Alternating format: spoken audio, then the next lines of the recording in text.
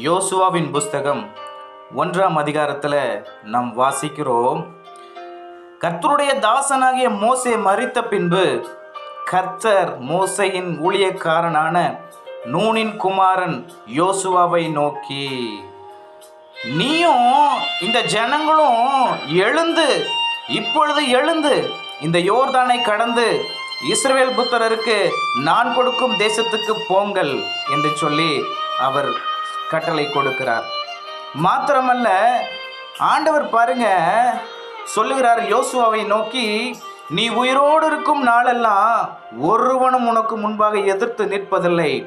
நான் மோசையோடே இருந்தது போல உன்னோடும் இருப்பேன். நான் உன்னை விட்டு விலகுவதும் இல்லை, உன்னை கைவிடுவதும் இல்லை. பலங்கொண்டு திடமனதாயிரு என்று சொல்லி யோசுவாவை அவர் தைரியப்படுத்துகிறதை பார்க்கிறோம். ஆண்டவர்